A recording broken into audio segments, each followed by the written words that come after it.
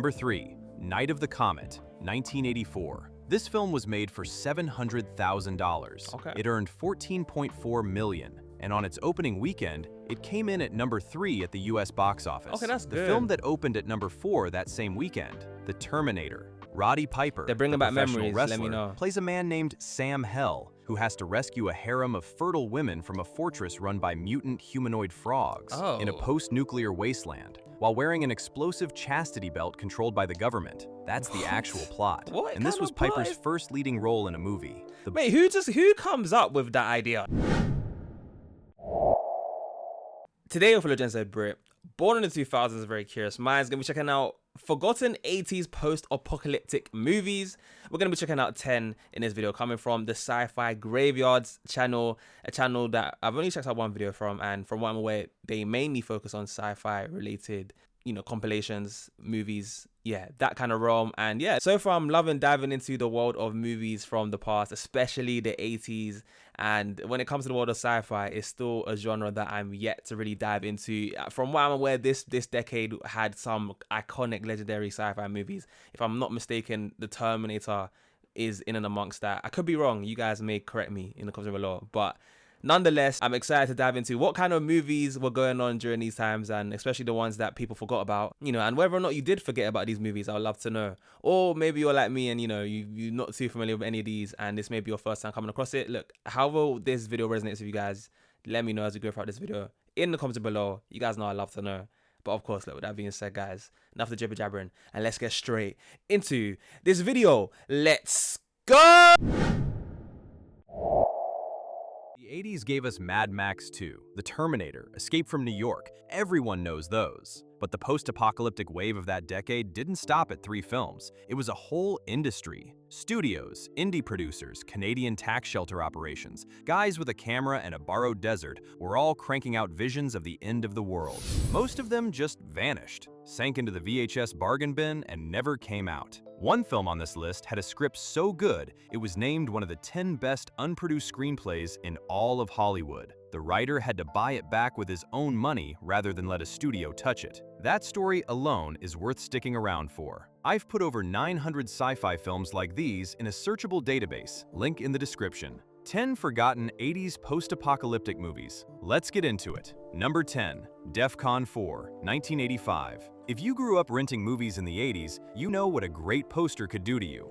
DEF-CON 4 had one of the best. Crashed spaceships, half buried. I don't know if I've heard of this. DEF-CON sounds familiar. I mean, it says 4, so I'm sure it's a whole like series of movies. But I haven't seen any of them. But name sounds familiar. Could do to you. DEF-CON 4 had one of the best. Crashed spaceships, half buried in desert sand. Skeletal astronauts in pressure suits. This gorgeous painted image that could have been the cover of an Asimov novel. Not a single frame of it shows up in the actual film. Not one. What you get instead is a Canadian production shot in Nova Scotia for $800,000. 3 astronauts watch World War III happen from orbit, crash land back on Earth, and stumble into a wasteland run by a preppy warlord whose dad used to work in government. The first 30 minutes are solid, tense, well shot, surprisingly ambitious for the budget. Then they land, and it turns into a very different kind of movie. Here's the part that kills me about this one. They started shooting in October of 1983 and had to scrap the first 2 full weeks of footage, just threw all of it out. The production restarted with the same budget minus 2 weeks of money already burned. They finished the entire film in the remaining 6 weeks. New World Pictures eventually picked it up, pumped in another $200,000 for post-production, and cut a 2-hour and 16-minute version down to 85 minutes. The poster did the rest. By 1986, DEF-CON 4 had pulled in $5.5 million across theaters and video sales on an $800,000 budget. The director, Paul Donovan, took what he learned here and went on to co-create the cult sci-fi series Lex. And the composer, Christopher Young, went from scoring this to scoring Hellraiser 2 years later. I won't pretend this is a great movie. That poster is a masterpiece. The first act earns your time. And somebody behind the scenes knew exactly how to sell a film that had no business making money. Number 9. Yeah, I mean, there was quite a few mentions of a poster here. I mean, I'm not too familiar with that poster. I'm curious as to why it was so popular. I get the feeling it's probably one of those, you know, you had to have been there to understand it. So look, guys, if you know the context behind that, definitely let me know. Bring me in here, man, because This one kind of flew over my head a little bit. Scenes knew exactly how to sell a film that had no business making money. But it looked like it did Number well. 9. Steel Dawn, 1987. Steel Dawn, Patrick Swayze okay. shot this in the Namibian desert in 1986. He brought his real-life wife, Lisa Niemi, to co-star. He did all his own sword choreography, using years of dance training to make the fight scenes look fluid and sharp. Of course. And then Dirty Dancing came out and changed everything. Steel Dawn is a post-apocalyptic samurai Dirty western. Dancing. Swayze plays a wandering swordsman who stumbles into a desert farming community fighting over water and decides to stay and protect them. It's Shane, it's Yojimbo, it's every lone warrior rides into town story you've ever seen, except with sand dunes and shoulder pads instead of horses and holsters. The budget was $3.5 million. It made $562,000 at the box office. Here's what happened. Dirty Dancing opened in August of 1987 and turned Swayze into one of the biggest movie stars in the world overnight. Really? Steel Dawn came out 3 months. Is it crazy for me to say that I don't know who Patrick Swayze is? I mean, his name sounds familiar, but he definitely seemed like he was a big deal. Listen, don't crucify me in the comment section here, guys, please. Yeah, I don't know what to tell you. Who is this guy? Swayze into one of the biggest movie stars in the world overnight. Steel Dawn came out 3 months later, in November, with zero marketing support. The studio looked at what they had, a low-budget desert action film with no name recognition when it was shot, and decided the only play was to rush it to home video and let the Dirty Dancing halo do the work. It didn't. The cast is better than you'd expect. Brian James, Leon the Replicant from Blade Runner, shows up as a heavy. Anthony Zerbe chews the scenery as the villain. Arnold Vosloo, a full decade before he'd play Imhotep in The Mummy, has a small role. The score is by Brian May, the Australian composer who scored the original Mad Max. Not the Queen guitarist, different Brian May. I think the timing killed this more than the quality did. The script is thin, the plot telegraphs every beat, but Swayze moves through the fight scenes like nobody else in 80s action cinema could. It just had the catastrophic luck of sharing a release year with the biggest movie its own star would ever make. But at least nobody released it 5 days before Return of the Jedi, because the next one was. Number 8. Spacehunter, Adventures in the Forbidden Zone. We got Molly Ringwald in this movie as well. I recognize her face. I've seen her in countless teen movies. I recently did a reaction to 16 Candles on a Patreon and The Breakfast Club. Yeah, she's part of the Brat Pack from what I'm aware. So this movie, okay, let's see what it had to say, because I've never heard this before. 3. The budget for this was supposed to be $4 million. Damn. By the time it was finished, it had cost somewhere between $12 and $14 million. The culprit was 3D. Ivan Reitman executive produced it for Columbia Pictures. Peter Strauss plays a space bounty hunter rescuing women from a plague-ravaged planet ruled by a half-machine warlord called Overdog, played by Michael Ironside with every ounce of menace the man had. Ernie Hudson shows up a full year before Ghostbusters, and a 15-year-old Molly Ringwald, a year before 16 Candles made her famous, plays a feral scavenger kid who tags along and steals most of her scenes. The production went sideways almost immediately. The original director was replaced by Lamont Johnson, who arrived on set, looked at everything that had already been shot, and threw it all out. He redesigned the sets, the costumes, the tone of the whole film. He brought in new writers, including Dan Goldberg and Len Bloom, the guys who'd written Meatballs and Stripes for Reitman. Then they reshot everything from scratch. The 3D photography added more time and more money on top of that, and Columbia had to spend another $2 million on special projection lenses just to get the film into theaters. Then they released it 5 days before Return of the Jedi. Spacehunter made $16.5 million, which sounds fine until you remember it cost at least $12 million to make and millions more to market. If this had come out 6 months earlier or later with a flat budget and a normal release window, I think it could have been a fun little hit. The cast alone is a time capsule of people right before they became much more famous. But Columbia bet everything on the 3D gimmick. The production imploded twice, and then they put it in the single worst release window of 1983. And we haven't even gotten to the one on this list that cost $10 million and made $14,000. Not $14 million. That is that's crazy work. That's a flop and a half. But this movie, to be coming out just before the Return of the Jedi. I know Star Wars is a big deal, and if you're coming out before that movie, that's just bad timing, man. That's just terrible timing. Gotten to the one on this list that cost $10 million and made $14,000. Not $14 million, woeful. $14,000. We'll get there. Number 7.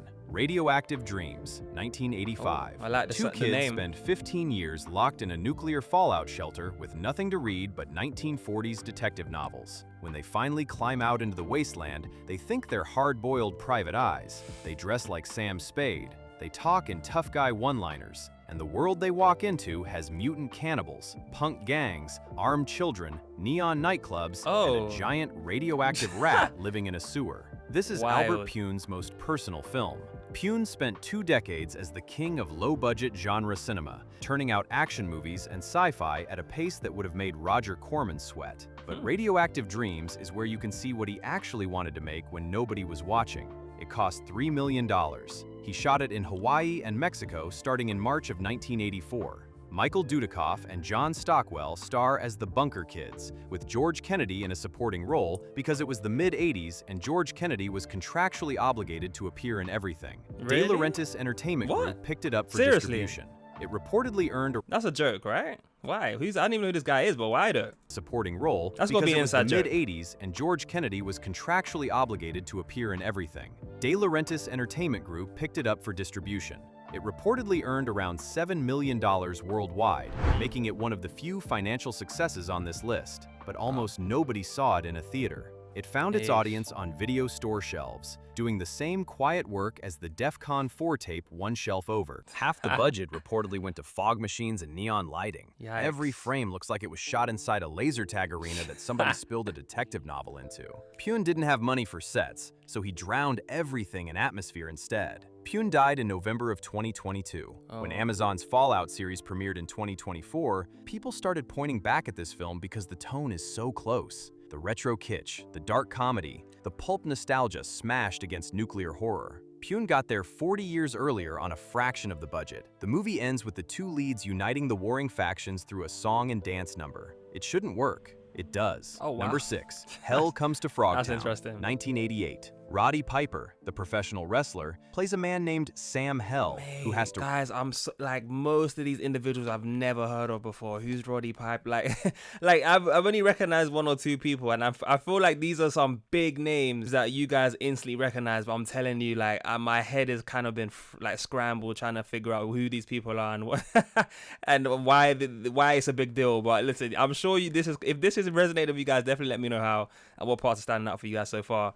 But so far as well, like, you know, these movies definitely, aside from that last one, don't seem to have been doing too well, man. 8. Roddy Piper, They're bringing the back professional memories, wrestler, let me know. plays a man named Sam Hell, who has to rescue a harem of fertile women from a fortress run by mutant humanoid frogs in a post-nuclear wasteland, while wearing an explosive chastity belt controlled by the government. That's the actual plot. And this was Piper's first leading role in a movie. Wait, who comes up with that idea? Like, you know what, man? It doesn't surprise me, man. People's imaginations run wild sometimes. Hell, who has to rescue a harem of fertile women from a fortress run by mutant humanoid frogs in a post-nuclear wasteland, while wearing sounds like an 80s plot, to be fair. To be honest, this is before the internet was talking about, so, you know, I guess this is the time where your imagination is going to run wild, because how else are you going to entertain yourself? So, you know what, I wouldn't put it past an 80s movie type of plot like this.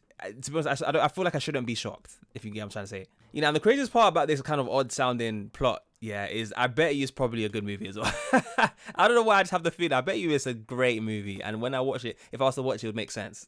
Post-nuclear wasteland, while wearing an explosive chastity belt controlled by the government. That's the actual plot. And this was Piper's first leading role in a movie. The budget started at around $500,000 when it was conceived as a short film at New World Pictures. Executives liked the concept enough to bump it up, eventually landing at $1.5 million, but they had conditions. Donald G. Jackson, who'd created the project, had to share directing duties with R.J. Kaiser, an editor at New World who directed the American footage spliced into Godzilla 1985. Jackson wasn't thrilled about losing control, but he took the deal. The creature effects are the reason this movie still gets talked about. Steve Wang, who worked on the suits for Predator and the Monster Squad, built the Frog People. Commander Toady, the frog leader, has a fully animatronic head that brings more personality to the screen than half the human cast. Sandal Bergman, who played Valeria in Conan the Barbarian, co-stars as the government agent keeping Piper on his leash. Here's the part of this story I keep coming back to. Piper's performance here is big, broad, the kind of acting you'd expect from a guy who spent his career cutting wrestling promos for the cheap seats. But between this film and They Live, which came out the same year, his acting improved in ways nobody expected. John Carpenter saw something in Piper after Frogtown and cast him as Nada in one of the best sci-fi films of the decade. Oh, okay. Without this ridiculous frog movie, we probably don't get the sunglasses scene, the alley fight, or any of it. Hell Comes to Frogtown is absurd. That's what makes it work. It knows what it is. It commits completely, and it accidentally launched one of the most iconic performances in 80s sci-fi. Number 5, Okay, The yeah, Blood I of like the sound Heroes, of that. 1989. Blood The of man who Heroes. co-wrote Blade Runner made one film as a director. One. This is it. David Webb Peoples wrote the screenplay for Blade Runner. He later wrote Unforgiven, the film that won Clint Eastwood the Academy Award. He wrote 12 Monkeys. The man has one of the most impressive screenwriting resumes in Hollywood. Okay. And the single time he sat in the director's chair, he made a post-apocalyptic sports movie about teams fighting over a dog skull in the Australian desert. It was released as The Salute of the Jugger in Australia and The Blood of Heroes in the US. Rutger Hauer plays the lead, a disgraced former champion of a brutal sport called Jugger. Joan Chen, Vincent D'Onofrio, and Delroy Lindo fill out his Okay. team. The budget was 10. Okay, some people I recognize here. Yeah. I mean, so far, all of these movies as well seem like, even though they didn't seem like they were most of them were big hits, I can imagine them being like one of these like niched cult kind of favorite movies. Like, if you know, you know. You know, people that are really into movies will probably, clock onto these ones. If that's you, let me know. Chen, Vincent D'Onofrio, and Delroy Lindo fill out his team. The budget was $10.5 million. Whew. It made $882,000. Dang. New Line Cinema gave it a February release. February is where studios send movies to die. They shot it in Coober Pedy, a real opal mining town in South Australia, where most of the residents live underground to escape the heat. The casting coordinator described the 150 local extras as the most extraordinary bunch of characters she'd ever worked with. Here's the thing about this film that I still can't get over. The sport peoples invented for the movie became real. There are organized leagues in Germany, Australia, Ireland, and several other countries. Okay, Real wow. people play competitive jugger with padded weapons and a foam dog skull, You're following joking. rules that peoples made up for a movie that barely anyone saw. A book about the making of the film came out in 2024. The producer was Charles Roven, who went on to produce the Dark Knight trilogy. This one, and over 900 more, are in the vault. Link below. I think Peoples deserved another shot at directing. The fact that he never got one says more about how Hollywood measures success than it does about this film.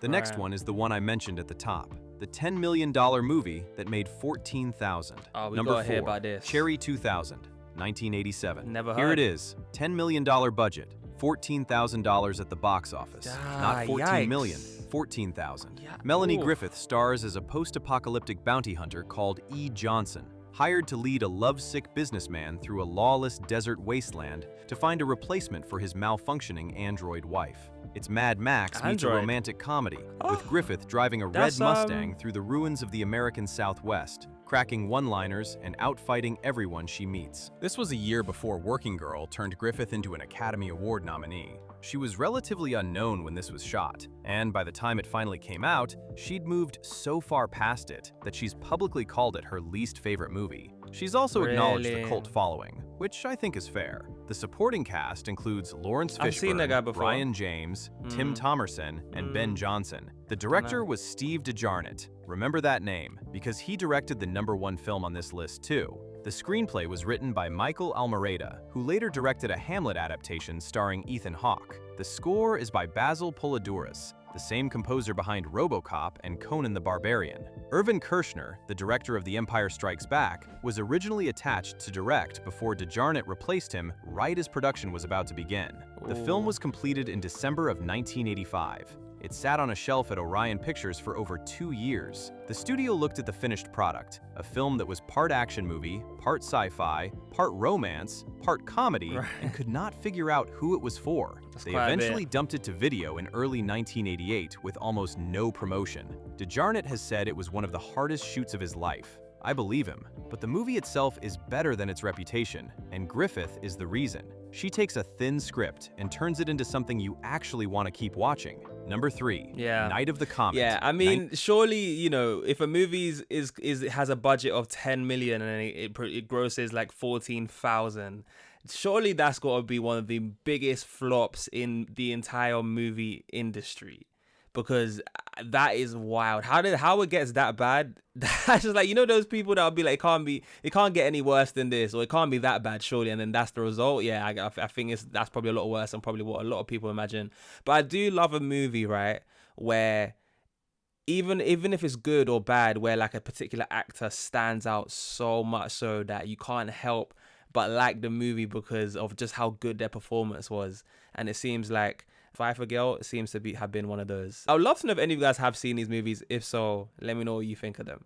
You want to keep watching. Number 3, Night of the Comet, 1984. This film was made for $700,000. Okay. It earned $14.4 million, and on its opening weekend, it came in at number 3 at the US box office. Okay, that's good. The film that opened at number 4 that same weekend, The Terminator. Tom Eberhardt wrote and directed. Catherine Mary Stewart and Kelly Maroney play two Valley Girl sisters in Los Angeles who survive a passing comet that turns most of humanity into either red dust or shambling zombies. Wait, where I feel like I don't know what video I checked out. I feel like they outlined the plot of this as well. No, I'm gonna hear it one more time. I've more or less forgot about it, but it did sound interesting though. But it seems like it was pretty good though. Mary Stewart and Kelly Maroney play two Valley Girl sisters in Los Angeles who survive a passing comet that turns most of humanity into either red dust or shambling zombies. The survivors find themselves alone in a city that's suddenly eerily empty.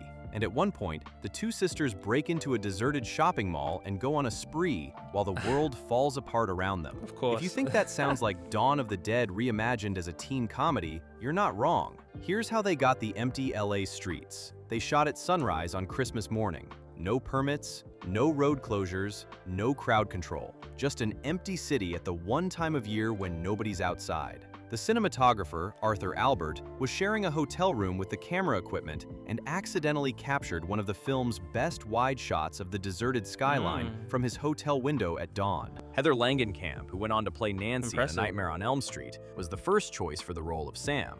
She was at the top of the casting list. Kelly Maroney got the part instead, and both of them ended up in iconic roles released the same year. The film's influence runs deeper than most people know. Joss Whedon has credited Night of the Comet as a direct inspiration for Buffy the Vampire Slayer. The core concept, young women who are tough and funny and capable inside a horror scenario, draws a pretty clear line from Reggie and Sam to Buffy Summers. I think this is one of the best genre films of the entire decade. It was made for less than the cost of a house in the neighborhood where they shot it. It outperformed The Terminator on opening weekend, and almost nobody under 40 has seen it. Number 2, The Quiet. Yeah, definitely let me know what memories this one brings back. It seems like so far on this list, this might be one of the more standout movies from this genre in this decade.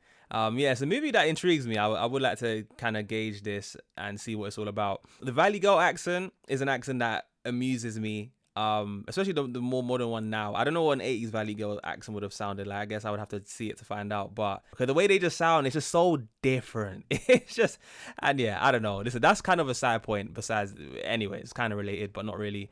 I digress. Let's just get back into this video, guys. I apologize. It was made for less than the cost of a house in the neighborhood where they shot it. It outperformed The Terminator on opening weekend, and almost nobody under 40 has seen it. Number 2, The Quiet Earth. 1985. This was the first science fiction film ever produced in New Zealand. That sentence should mean more to people than it does. Jeff Murphy directed. Bruno Lawrence, who also co-wrote the screenplay, stars as Zach Hobson, a scientist who wakes up one morning and discovers that every human being on the planet is gone. Not dead, not turned into zombies, just gone. The streets are empty, the houses are intact, the cars are parked where they were left. Everyone vanished, and Zach might be the reason. The budget was $3 million, which is almost nothing for a film that has to convincingly show a world without people in it. Murphy and his crew were obsessive about keeping the backgrounds clear. The assistant director spent every take staring past the camera to make sure no cars or pedestrians wandered into frame. They still missed a white car in at least 2 shots, but the illusion holds.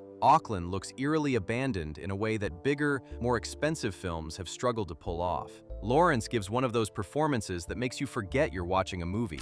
In the first act, he's alone on screen for long stretches, and he holds every second. The character dresses up in women's clothing, declares himself president of the world, fires a shotgun at a church. It's a breakdown that feels uncomfortably real. He finds 2 other survivors eventually, which shifts the film. but the first half is where it earns its reputation. The ending is what people can't stop talking about. Oh, I won't why? spoil it, but the final image is one of the most debated shots in science fiction history. Really? And 40 years later, nobody agrees on what it means. The film was voted 10th. Oh, come on, now I want to know.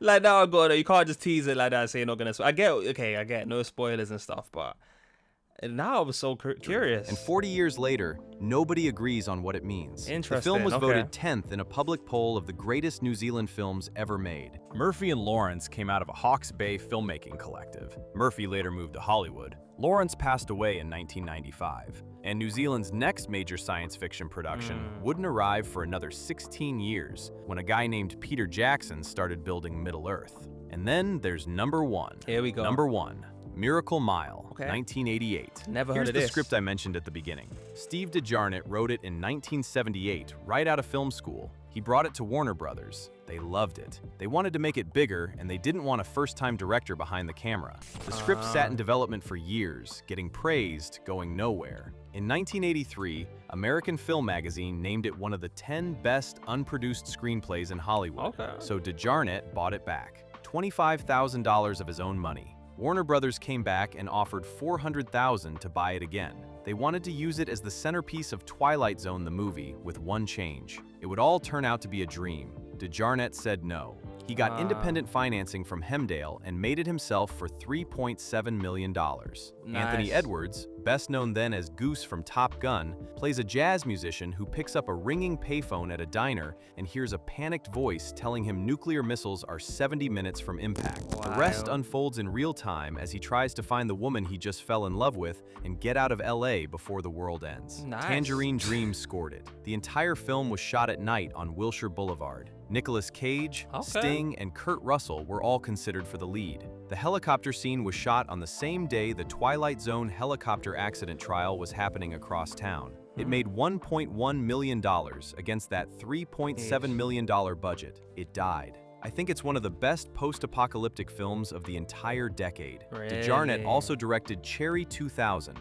number 4 on this list. The same filmmaker made 2 80s films about the end of the world, both worth tracking down, both buried. Then he moved to television and disappeared. The film begins and ends at the La Brea tar pits. If you know the ending, you know why that matters. If you don't, go find it. So that's 10 films, 10 visions of the end of the world. Most of them made for less than the catering budget on a modern superhero movie. Some of them are great. A couple of them are beautiful disasters. A few are barely holding together. But every one of them was made by people who loved this genre enough to drag a camera into a desert, build something strange, and hope somebody would eventually find it. A lot of them are still waiting. How many of these had you heard of before today? And which one are you tracking down tonight? Drop it in the comments. I had never heard of any of these movies that were mentioned in this list, but I'd be curious to see if any of you guys were, because they are technically ones that, you know, were forgotten. And on top of that, I'm just on a kind of a side note, I wondered how much, you know, these nuclear-based movies would have hit in the 80s, considering how, I'm sure, you know, from what I know, there was all this Cold War tensions going on. At least, you know, it's probably more on the tail end in the 80s, but still, like, I can imagine watching a post-apocalyptic movie that was based on nuclear warfare must have hit different. Yeah. I'll be curious to see if that was the case for many of you guys watching. But yeah, other than that, guys, like, I would love to know what memories these brought back, if they did at all, or if they didn't. Yeah, let me know what you thought about these movies, whether these are ones you may check out now that you finally heard about them, or seeing some of the description of these plots and so on and so forth. Of course, those of you guys that did make a spot in the video, you guys know you are the realest of the real. Comment on a brown heart or hashtag flexer so I know who my real ones are who made this point in the video. Of course, don't forget to smash the like button as well as hype this video. And subscribe to the channel for those guys that are new here. Join me in the flexers on this journey of curiosity. If you're enjoying these videos, especially this one, is one that I'm sure you're not going to miss out on. Off top of that, guys, if you do want to see me dive even deeper into the world of movies, where I do actually check out some movies from the 80s, alongside plenty more pop cultural iconic classics from the good old days. Listen, if that interests you, then I'll definitely recommend you guys check out the Patreon, where I'm doing some bonus movie, sitcom, and music reactions, some of which you guys are seeing on the screen. I am your father. I brought you in this world, and I'll take you out. I've heard of that before. Claire. Yes. Did you tell Denise she could go out on a date tonight? And plenty more where that came from. I'll definitely recommend it for those guys that are interested in that stuff. And you want to also get a fresh set of lenses on those classics I know you guys know and love, then consider joining me and the Flexers in our After Hours Nostalgia Club on the Patreon. The link to that will be in the description. But other than that, guys, if you do want to see me dive into some more similarly related videos I've already done on the channel, then I've got some videos that'll pop up at the end of this that I believe you guys will definitely enjoy. And of course, I hope to see you guys over there for those. But other than that, guys, as always, I've been your boy JayFlex, and I'll see you wonderful people in the next one. Peace.